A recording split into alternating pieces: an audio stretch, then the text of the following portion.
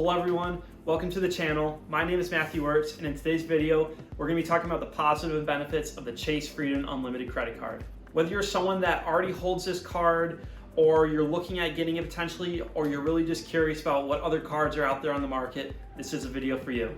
Let's get into it. I first want to begin with a lot of the benefits of the Chase Freedom Unlimited. Being a Chase card is part of a great ecosystem of credit cards, and many of you probably know about the Chase Trifecta. Holding these cards is very important to maximizing your rewards and benefits. The Freedom Unlimited is massive in that as it offers a 1.5% cash back on every single spending category, and in some cases, depending on promotional offers, you can get upwards of 3 to 5% on every category.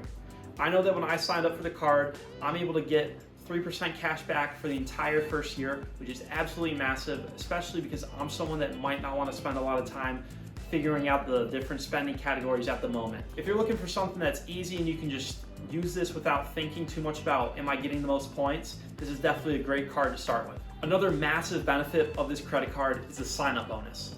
Like I said, I was able to get an additional 1.5% for the entire year just by browsing around on different websites, finding these promotional benefits.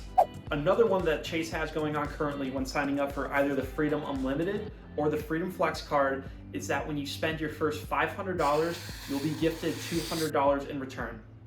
Now, the nice thing about this is that it's not necessarily cash that has to be redeemed, as Chase will give that $200 back to you in the form of points, which will be 20,000 points. The huge benefit to this is that you don't always have to redeem it back to your account just to pay it off as cash. You can use those 20,000 points and use it for travel, hotels, gift cards, whatever it may be. So it's just a good, flexible welcome bonus to start with. Now, a massive upside to the Chase Freedom Unlimited is that there is a $0 annual fee. I know that with a lot of these other cards, such as the Amex Gold and Platinum, or even the higher Chase cards, there will be a massive fee involved, which could be upwards of $300, $400, $500 per year. If you're someone that's just new to the credit card game and is looking for a catch-all card without spending hundreds of dollars to get these extra promotional benefits, then this card's definitely for you. When I got my first card with Chase, I was able to combo it with the $200 cash back when I spent my first $500, which was massive because I spent $0 to get this card. And although I did have to spend $500, I went about my spending regularly, and that allowed me to get $200 cash back, which essentially meant that I saved $200 without having to pay a dime. Now, another massive benefit of having a Chase branded card is that they have a fantastic point system through the Chase portal.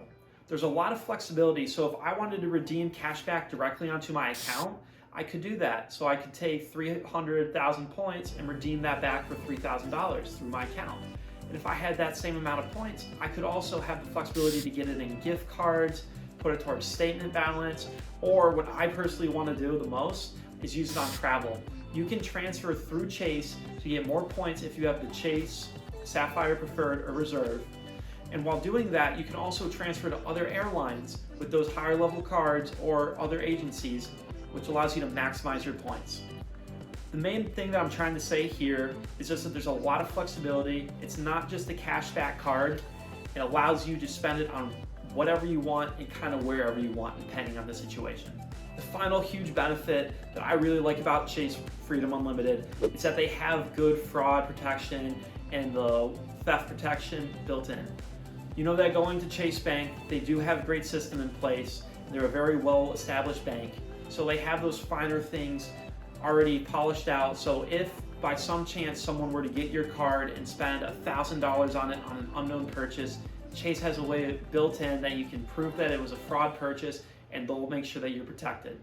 That, I think, is just a huge benefit of using a trusted bank such as Chase for your credit cards. Definitely a lot of great cards out there, but this one's really sticking out so far, solely off the benefits. So now I wanted to shift gears and talk about some of the negatives that are associated with the Chase Freedom Unlimited. First, I just want to talk about how there aren't necessarily spending categories like these other cards that you might see with the Amex Gold or other Discover cards, whatever it may be. Although there is a 1.5% cash back on every category, which is fantastic for the catch-all card, you could be missing out on certain points such as at grocery stores or at warehouse sales or online shopping with these other promotional values that will give you 2, 3, 4 times points back on those purchases.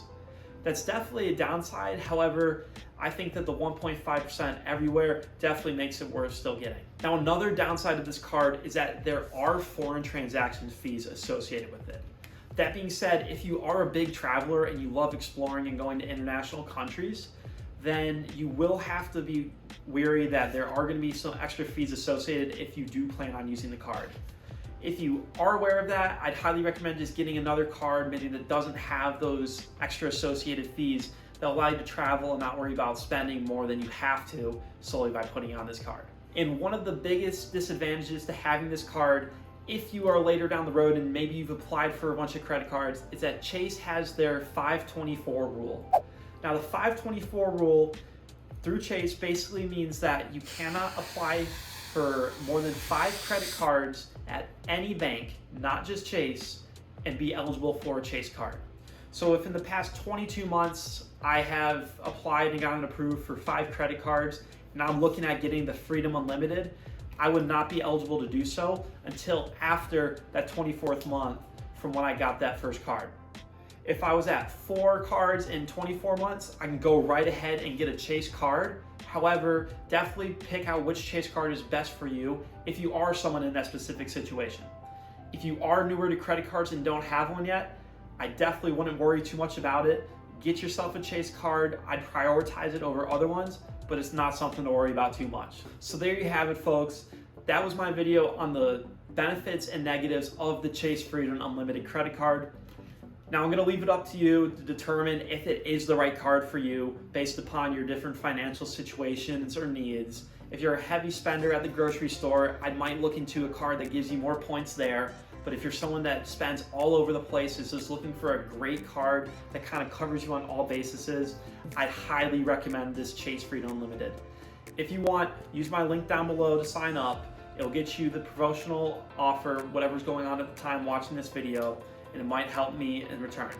I really appreciate you watching the video today. I'll have a lot more content coming out on other credit cards to compare with and maybe other financial tips that you can use associated with credit cards.